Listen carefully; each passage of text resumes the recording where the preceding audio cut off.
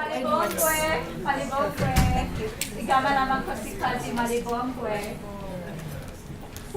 we've now just had our court session and our judges are deliberating. So whilst the justices deliberate, we thought we'd use this opportune moment for a recent advocate that has just qualified, passed the exams, no orals, done exceptionally well, to share her 2017 pupil-advocate journey. And so we're very privileged to have our advocate here today because, as you know, we're only as strong as those that contribute to our programs. So welcome Advocate Lerato Molete. She's here to share her journey as a pupil advocate.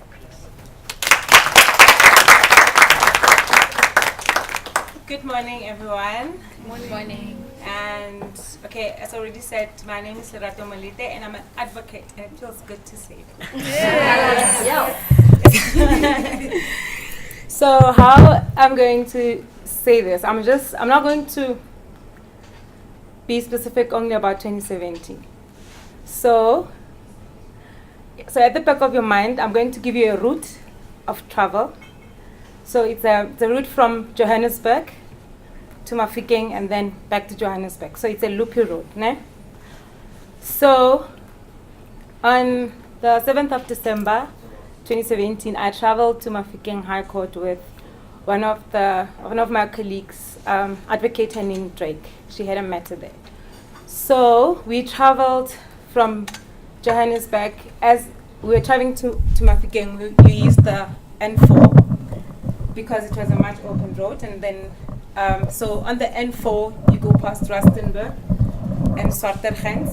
So Swartergens is a small town, just like 30 k's, about 20 k's to my village. So technically I passed my village when I went to court, when I was going to court.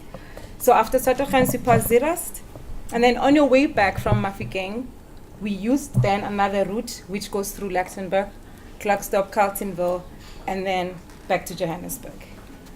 So the significance of the route also shows where my route started as a legal practitioner before I decided to come to the bar until now. So I will start with the Tlokweng part because I grew up partly primary school there, stayed with my grandparents. My grandfather was my hero. He was a Khosana. What is Khosana in English? Chief. The one after the chief. Headman. He was the headman. Ne? So when people had disputes to resolve and issues, whether it's about cattle, whether they insulted an adult or something like that, or somebody stole the chicken, they would come to him. And he had a way of resolving these issues very adorably, and he inspired me, the manner in which he resolved these issues, the manner in which people respected him. And I thought that one day I want to be like this old man. And that's where, among other areas, my inspiration came from to be in the legal profession. So that's just the brief background so that you understand where Tlokweng comes in. So when I completed my LLB degree, I was looking for articles and I couldn't find them. It was really hard to find articles. And I then decided, look, I need to go back to Rustenburg because my grandmother owns a tavern. So a tavern is like a shebeen with a spot, you know. So I will go back to the shebeen and help her and keep myself busy with other things. And then one of her customers one day then came and said to me, you graduated and you are here, you could actually be coming to the magistrate's court in Madikwe, which is another small town around the area. So I went there and I was told then I can volunteer my services, which I then did. And at Madikwe, I met a court interpreter. His name was Dixon. So I told him my story. I told him, look, I'm still searching for articles. I'm sending my CVs and stuff. But in the meantime, I need to keep myself busy. Then Dixon then referred me to one of his attorney friends who was then practicing in Luxembourg. So remember, we have that route at the back of our minds. So now in Tlokweng, there isn't public transport except buses. Well, now there is, but back in 2002, it was still a problem. So there wasn't much transport. So you either have to use a bus that passes once in the morning that goes to Mafikeng, or you need to hike through your journey. So what I then did is I took a bus, 6 a.m. I took a bus, went to Mafikeng. From Mafikeng, I went to a hiking spot and stood with a whole lot of other people and hiked all the way to Lichtenberg. When I arrived there, Mr. Nemaname then told me that he had to go to court, so we couldn't really meet at the time, so I had to wait for him to go to court. He went to court and I waited the whole day until he comes back. Now, when he comes back, it's late, but I don't want to leave as well because I need these articles and I'm really tired of selling these black label court, you know what I mean? So we have a chat, like a very casual chat, and then he asked me if I can type. I say yes, I can type. And then he gives me a document. I tried to type. I was supposed to draw tram lines. I couldn't type to do the tram lines. I struggled. I was there for 30 minutes just trying to draw a line. And then he gave up. He came back and, how far are you? I'm like, I'm not even anywhere yet. I ended up there in the magistrate's court off, and then I couldn't get to the lines. And then I think he also realized that this one I cannot help. And when I went there, I thought, okay, why am I typing? I want to become an attorney. Why should I be typing tram lines, you know? But in any case, it got late. And now, because I don't know this gentleman, I'm starting to worry about transport because I need to hike back home and I'm not going to find a bus. That means I need to get all the trucks back to the Botswana truck to drop me off in Zerast and then back to Silverground, Stockholm. So now I go to the hiking spot, but then it gets late. And then I start to panic. But then I go back to the town to say, maybe let me rather go back to his office and tell him these are the problems that I have. I need to get home, but I'm not going to be able to get there on time considering that I'm using these trucks. And then he said, no. So then I on my way there, so there's a I don't know if anyone of you is familiar with Lichtenberg. It's a small town. So on my way back, there was a furniture store. So I walk into this furniture store. There's this lady wearing her spectacles there. They are here. And I'm like, okay, this is a lady that I'm going to talk to. And then I went to her and I told her that I'm not here to buy furniture. I have problems. I need to go back to Tlokweng, and time is I've run out of time, and I cannot take another truck. It's too late and it's unsafe. I told her my story. She was impressed that I want to become a lawyer. Ha, babe, come sleep over in my house. So she took me in, prepared a cooked meal for me, and gave me a place to sleep. So now we're still on this journey. I go back to Madikwe. Dixon gives me another contact in Klerksdorp this time. And he says, Klerksdorp is better, there's more law firms. You can knock on the doors and drop off your CVs. I get to Klerksdorp.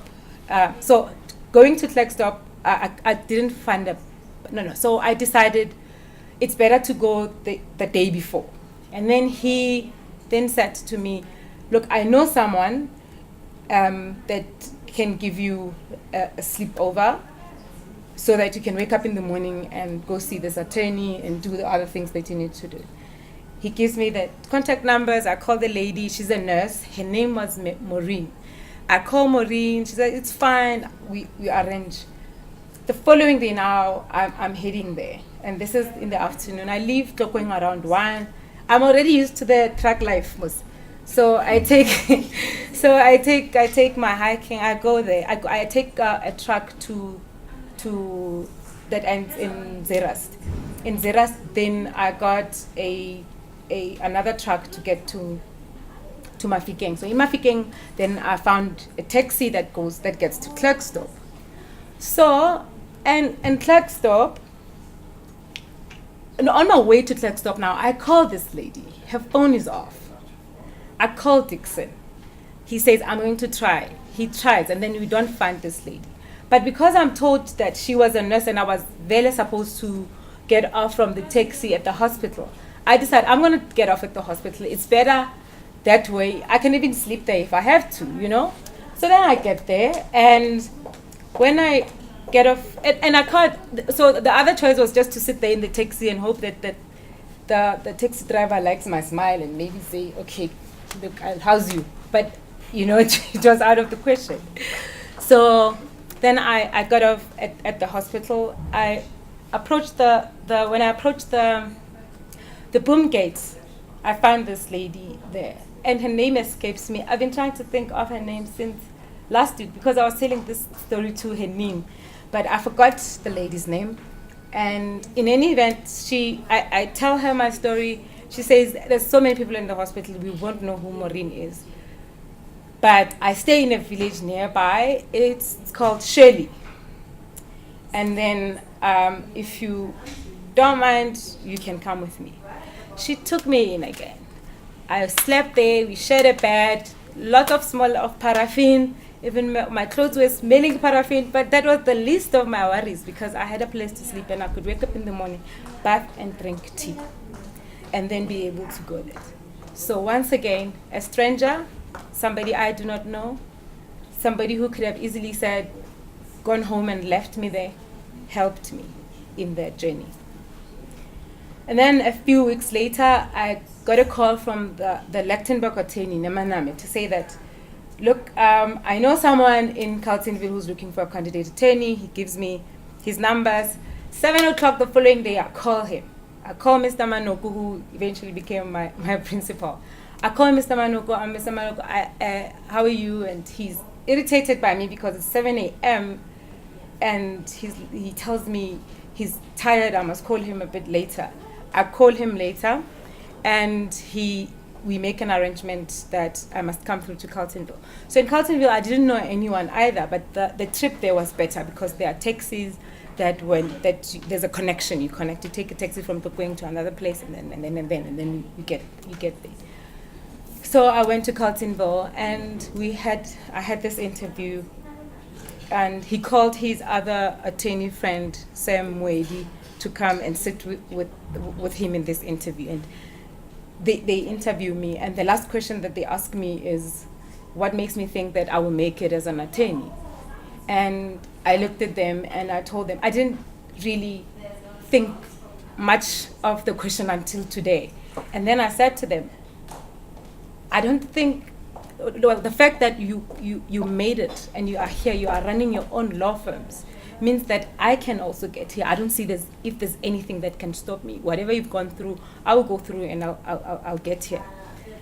And that happens, and now that's history. And then I served my articles in Carltonville and was brave enough to open a law firm which lasted for a year.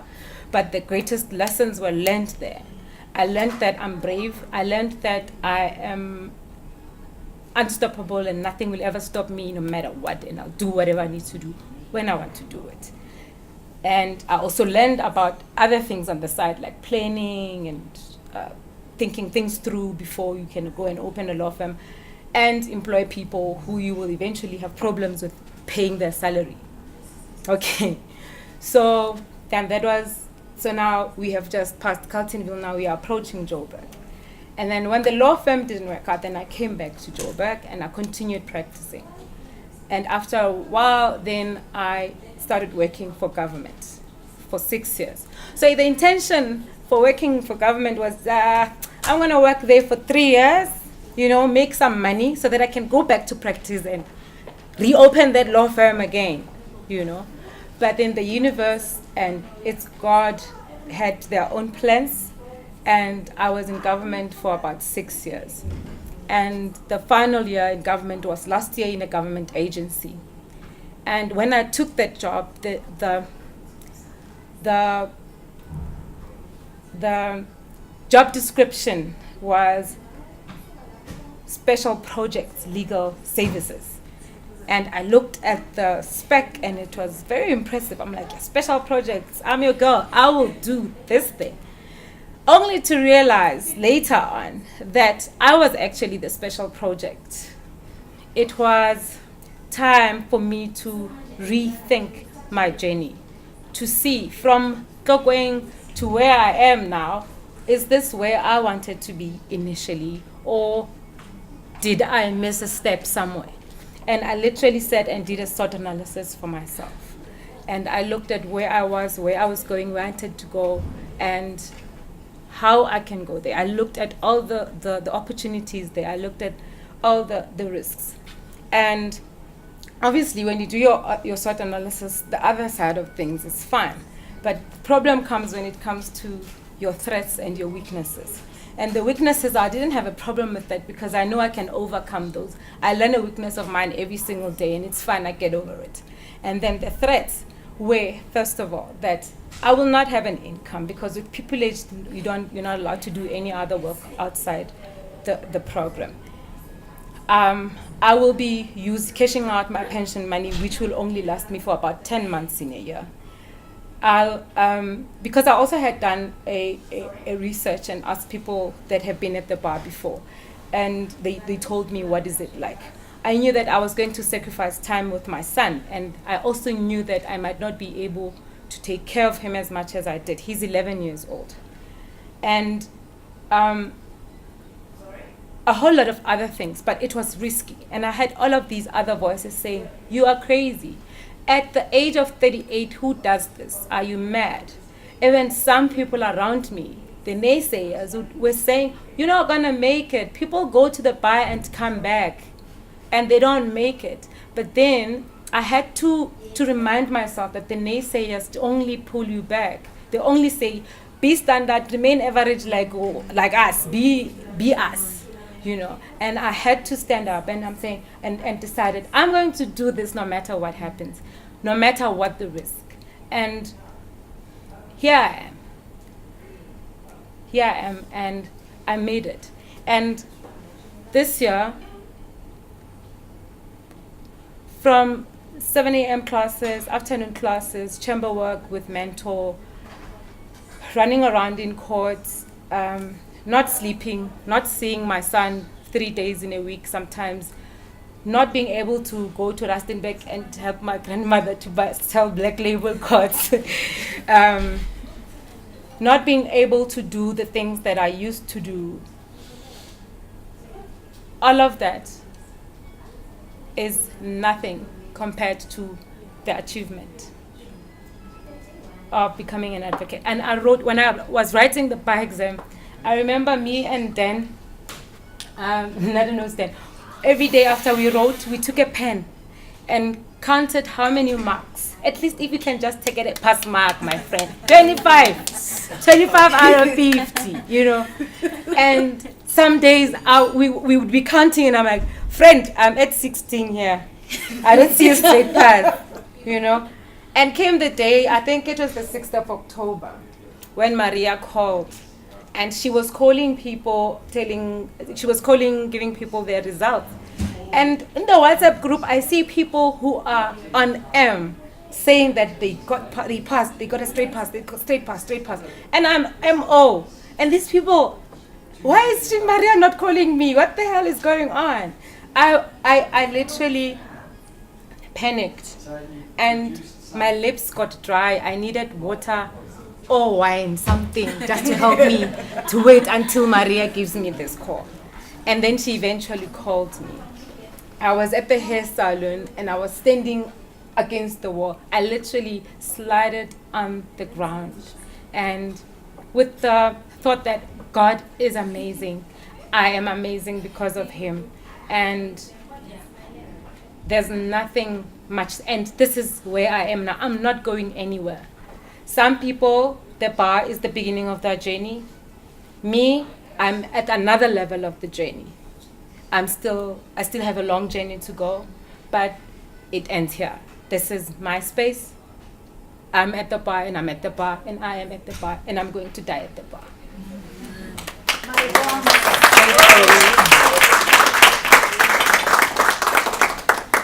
Thank you so much, Lerato, for sharing your personal journey with us. It's not only a question about today and this moment, because you are an inspiration for all those that follow. So everyone's path is unique, and it takes courage to bare your soul and share this with us. And we really, really are indebted to you and grateful. And I'd like to ask you, we have another aspirant or actually practitioner, if you'd like to also contribute to this dialogue while we have the floor, perhaps for the next level of generation. Hi everyone. My name is Nada Kakaza. I'm not on the program because I like things. First thing I think we can take from Lerato's story. When I call it a story, I don't want to call it a testimony because someone's going to shout, I receive. And we don't receive here, we work, guys. There's no one who's going to come and be like, here, my child, here. You know, here's some silk status, here's some senior counsel, here are some titles. No, it doesn't work like that here, guys. So I think the first thing we can take from Lerato's story is tenacity. And that is exactly one of, I think, the two things that you need here. And I'm not saying here as the bar, I'm saying here as the legal profession. And I think I'm saying this because I've touched on a bit of everything. I've been in corporate, was an articles clerk in a corporate firm. I've been a researcher at the Human Rights Commission, and now I'm here. So I think, first of all, I want to just get to know you guys a bit. Can you guys just mention some of the universities that are here? Don't say Wits. So UNISA, and I guess Wits, shame, fine, okay, Wits. Anyone else? Limps, yes, and then Zululand. Chisakia, yes. Okay, all right. Yes, UJ. Obviously, my university is never represented. We're just that exclusive. No, not Vita. No, I went to Rhodes. And then also, I just want to gather, like, is everyone here final year, or are we different stages in the game? Like, okay, who's probably the earliest? I'm not gonna say youngest, Shem. The earliest. Like, second year, first year. Yo, you like things, eh? No, and I asked that because over the years, you're going to realize that we all come from various parts of the country, various stages as you meet people at these kinds of things, these competitions and all of that. And first things first, you gotta realize, don't be coming here thinking, hey, me, I'm from UCT, I got this. You know, the name says it all, guys. Me, I'm from Stellace. No, it doesn't work like that, guys. Everyone here will ultimately have an LLB. Where it comes from doesn't matter, because at the end of the day, when you're in that courtroom, it's all about who you are. And when courtroom is an example, because that's where we spend most of our times. That's when you're in that boardroom, when you're in that consultation, wherever you are representing you, not your university. It's about your prowess. Because you could come out of Harvard and still be an idiot, and then what? But hey, you got 90%, hoo-la-la. But I ask you a question, and then I need a wheel. I need a wheel, guys, and I was like, I've never dealt with real people. You know, so first things first is that. And so I wanted that to basically be the theme of where I take you through this discussion, is that we come from different places. No, where you come from does not define where you will be going. Where you come from will not define how you attract your future. And because of that, I reduced Lerato's talk to a theme, because I also want mine to be a theme, and that is planning.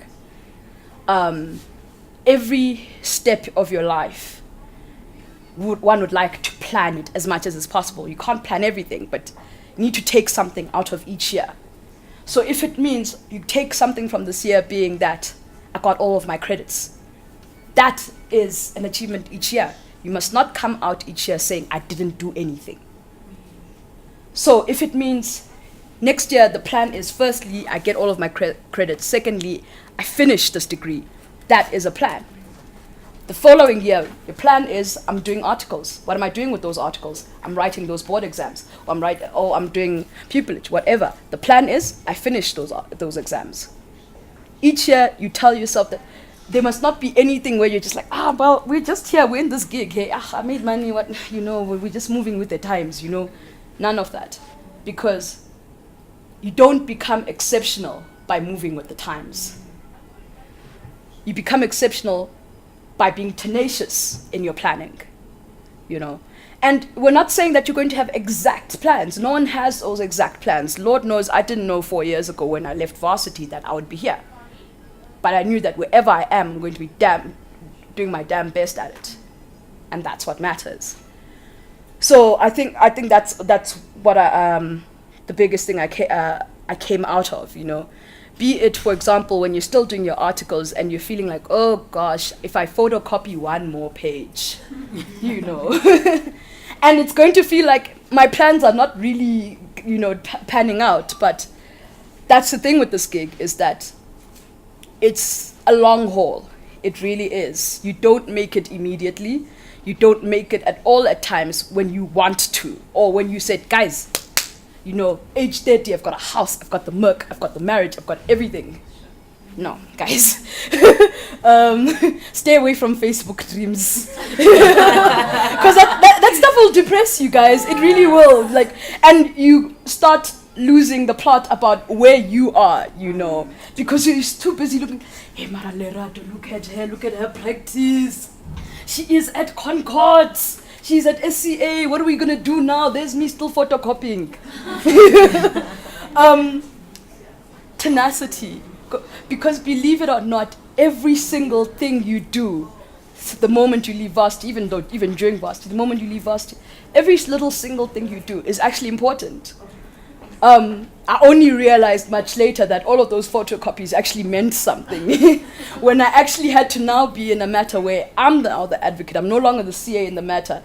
And the CA had just decided that, I'll put one page number here, skip a few pages, another page number here.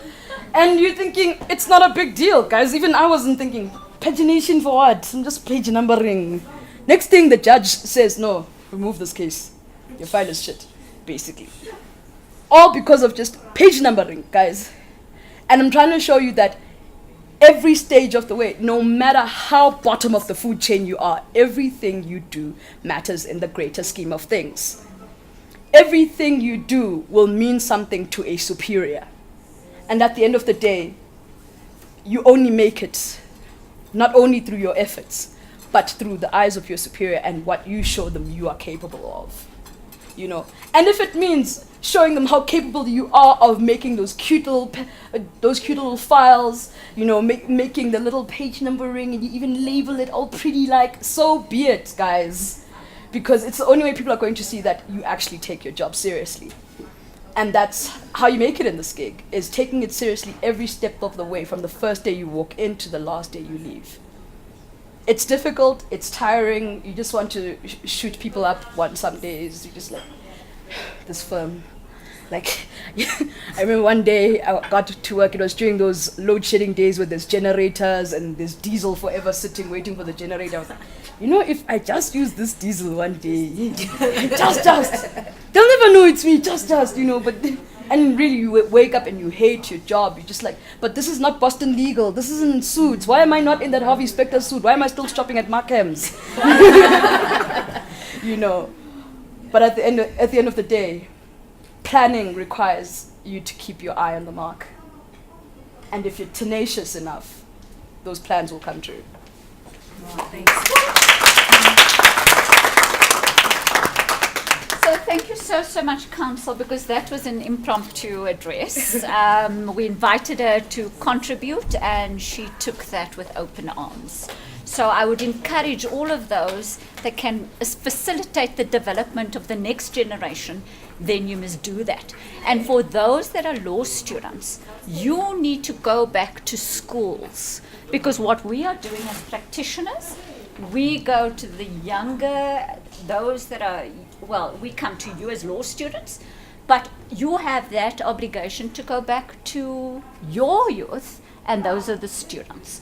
So that is Ubuntu, and that is I am because you are. And if we look after society in that way, then we wouldn't have any complaints. But I know that Advocate Nada said she's talking to us about planning. But you know what I heard? I heard something really remarkable.